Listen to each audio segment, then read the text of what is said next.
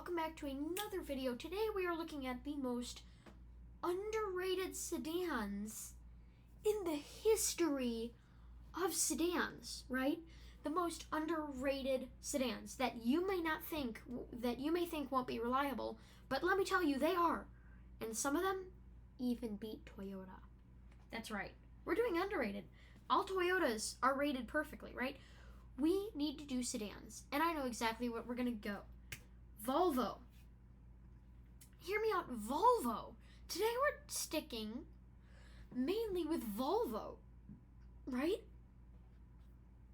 I know that sounds a little bit crazy, but Volvo, and the first one we're doing is the Volvo S40. Now you may say, how the heck is this at all underrated? Well, first of all, let me explain it. A lot of people look for cheap cars that they can modify that look cool, for EV conversions, for hybrid conversions, and they get something like a Camry. This car, just as reliable. It's sporty, it looks fast, it's got a wing, it's got a lovely back, dual exhaust tips. This car is easy to modify. You could strap a turbo, turbocharger, supercharger. You can strap whatever you want to this car and it will work. Because this is a Volvo. Look at that stare. It's staring at you. It's saying, I can do whatever you need me to do. Do not take me unseriously. Just because I was built in the poor Ford era does not mean that I can't doesn't mean that I can't withstand your attacks. Nice seats, physical parking brake, nice shifter, and because of how it's cut out, that shifter is easy to remove. You can swap the transmission if you want to. It has a manual turn key, not a push button start. You can swap the steering wheel if you want to from Volvo to Volvo. It's a very nice car. Sunroof, the beautiful flat floating design, right? These beautiful cream-colored bucket seats, and if you want to do an EV or hydrogen or hybrid conversion, you've got all the space in the world back here to put a battery. I believe it even has a spare tire, right? So a lot of people overlook the 2010 S40 because they just think of it as a small car. No, it's a good car, and you need to see it for what it is. Next. These are kind of getting the love that they are. They're kind of getting love right now. But specifically, the 2016 and above S60s. The Volvo S60. And you may say, well, in what world are these underrated? Think about it. You want a modern sedan. You want a luxury sedan, right? You get a Lexus. Good for you, right? But, first of all, this beautiful grille design with this lovely silver in the front, beautiful Volvo badge, Tesla-like, in my opinion, styling, this nice, happy smile lights that we've seen in the Camry before, S60 T5, especially the R design, yeah. Supple leather seats, screens galore, digital gauge cluster, beautiful steering wheel, again, easy to swap out transmission, comes in a manual. You're gonna love it. It's a luxury car. It's easy to modify. So if you want like a luxury car, this is it. You can get this. This is above the S40. So you get push button. You get the quaintness, right? The S40 is like down and dirty, right? This is like the mod me. I want to be modded. This is like the, oh, I don't really want to be modded, but you can if you want to anyway. You know, lovely car. Amazing car. And a lot of people don't see it for what it is, which is an somewhat easily modifiable, beautiful car, right? Next, we're going to go for a car that people love to underestimate, and this is a Toyota. Some of them are going to be Volvos. Some of them are going to be Toyotas, right? A-V-A-L-O-N. Avalon. When you want luxury, you buy a Lexus. That's why Lexus starts with luxury. Well, believe it or not, that's not the case, right? The 2006 Toyota Avalon is just as good as a Lexus from the same era. Why? Let me explain it to you. Underneath this layer of grunge, this layer of filth, is a car worth buying. Let me explain it to you. A front, ambitious face, an interesting side, it's a good SUV, right?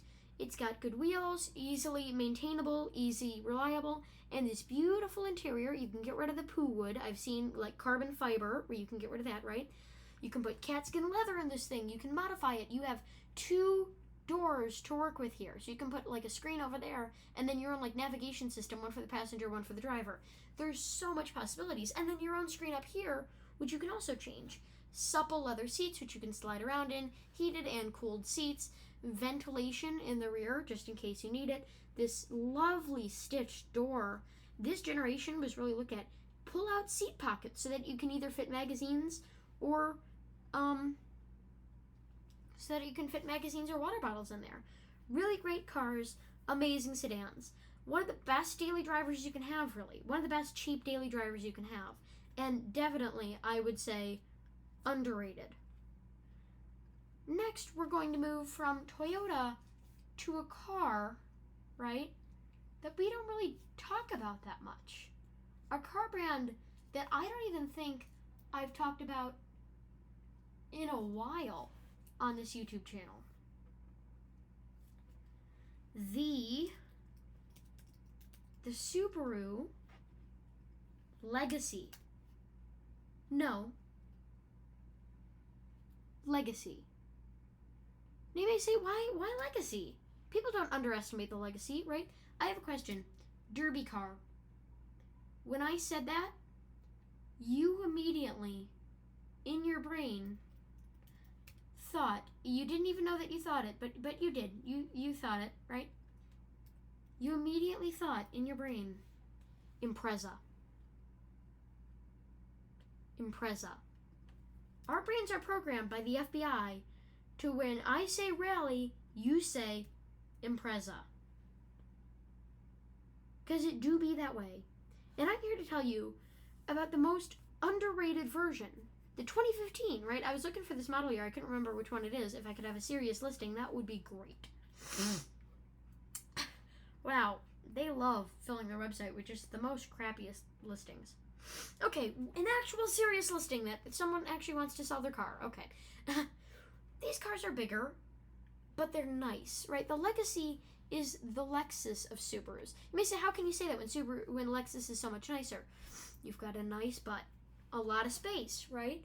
You've got a nice front, nice silver. You've got nice rims. You've got your symmetrical all-wheel drive, and of course, you've got your iconic badge that no one really cares about. PESV. I couldn't leave a day without my PESV. And then you've got your lovely, lovely Subaru wheels here. And your macadamia leather interior. I mean, look at it. This is luxury. You can have as big a screen you want, as nice climate controls you want, and a nice steering wheel. This car is easy to modify. And this car is clean, right? A lot of the cars that are modifiable, it's like the Ford Focus, where there's buttons everywhere and the interior is so convoluted and you need to put wrap here and cover everything up. This doesn't have any fake wood for you to worry about. It's a calm, clean, simple, usable car that gets good gas mileage. You could make this a derby car. You could make this an ultra luxury car. It's a great road trip vehicle. I'm just saying, people have really not looked at the Legacy. As soon as the Impreza hit the scene, everyone was like, what's a Legacy? And people don't really buy them anymore. And I don't really see why, right? And next, you thought that the 2012 Lexus LS, no, the Lexus LS period was the best, but I have a car here. The only real competitor to Toyota, to Lexus, Volvo. What car? Yeah, the S80. Not just any S80, not just some dainty S80, just an S880. No. Cylinders, 8. 8 cylinders. The V8. The 2010 Volvo S80 V8. That's right. You thought your Lexus was the only one that can purr like a kitten. You can make an entire champagne tower, drive on the highway, it'll be fine. No. This car runs just as smooth. You've got that lovely Volvo lettering, your V8, your S60. They're rare cars, rarer than you'd think. This beautiful side profile that reminds you of the mid-thousands. Well, in the interior, it brings you back up to modern days. You may say, this interior looks ugly. Well, that's because someone's put a very terrible wood trim on this car.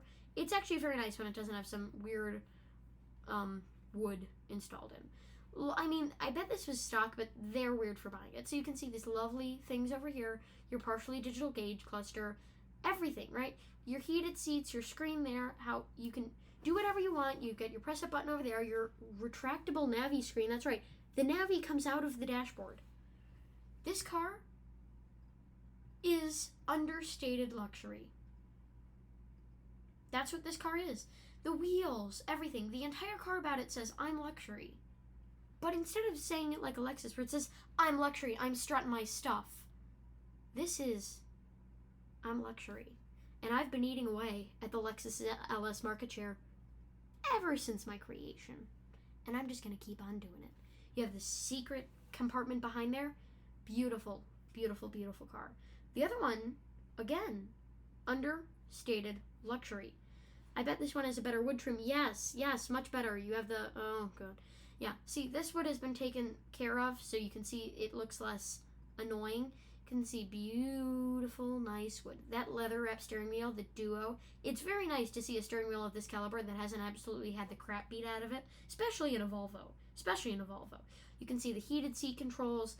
This, if you want a luxury car, LS or this, the S80, this car, I drove this car, this specific car, V8, TVs in the back, it was black, it had these exact same wheels. That's what made me think that this was the only competitor to a Lexus. And I stand by that sentiment today.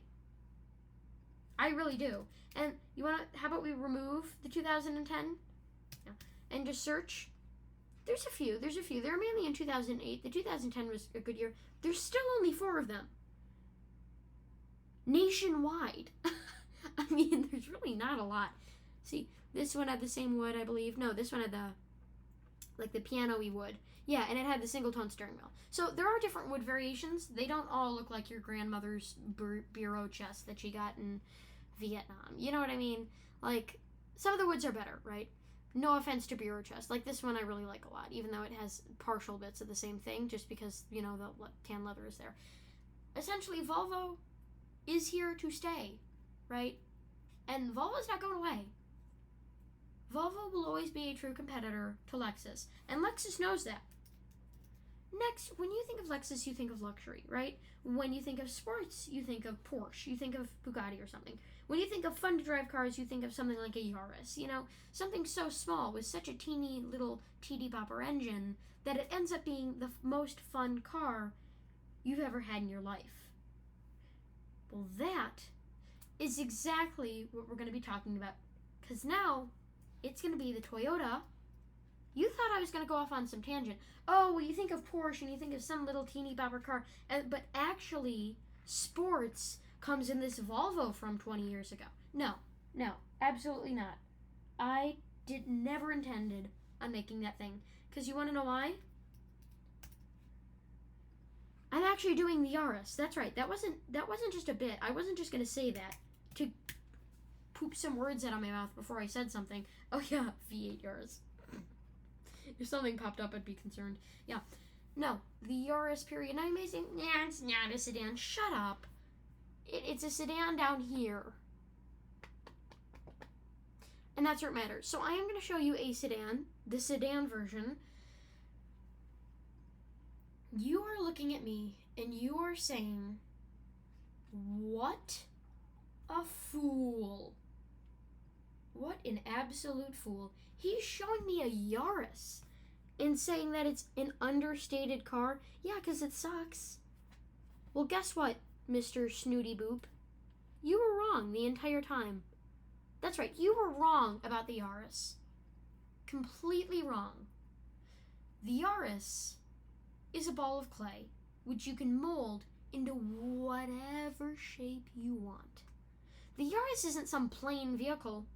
It's the plainest vehicle. You want to know why? Let's say you wanted to add your own fog lights. You're not going to have to take fog lights out, right? Let's say you want to add the sportiest taillights ever. You're not going to have to take these ones out. Let's say you want to drill into the thing. There's probably already holes in there. It's a fucking Yaris. You know? It's going to be an amazing car. And because it's so small, this is the hatchback version, just so we can see the hatchback interior, which is much better, by the way. It's technically a sedan. It's so small and light. If you put a Corolla V4 in this thing, Oh, you are in for a day of fun, my friend. You put a Corolla V4 in this, you're never gonna want to leave, right? And you may say, oh, well, this doesn't have the modern tech that I want it to. You can put it in. Of course, cars.com. You can put it in. The magic of this car is that it is so moldable, so bland, so careless. It doesn't care what you do to it. It doesn't care. For instance, right? Let's say you want to put new wheels on. It's already got steelies. You're not going to feel bad for taking nice wheels off of it. Let's say you want to swap it out for leather seats. Great. The cloth was already crappy. Let's say you want to put a new transmission in. Fantastic. Just pop the old one out, slap the new one in. It's like Legos. Just pop and play. Say you want a new steering wheel. All Toyota steering wheels, for the most part, are interchangeable. Just take that one off and put it on this one if you want a nicer one. Let's say you want a nicer gauge cluster. Great. You can take one out of a foreign Yaris. You want a better radio? Go to Amazon. You can probably get a screen bigger than the car. You've got nice doors. It's a nice car. It really is. Automatic windows. It's a nice car. And because it's so light, it's fun to drive in a fun way. And so this is my list of severely understated cars. The Volvo S40, 2016 and above, well, in general, Volvo S60, the 2006, specifically this generation Avalon, the 2015 Subaru Legacy Outback, the 2010 Volvo S80 V8, and the 2009 Toyota Yaris sedan. As always, thank you for watching. Don't forget to comment, like, and subscribe. And I hope you enjoyed this video.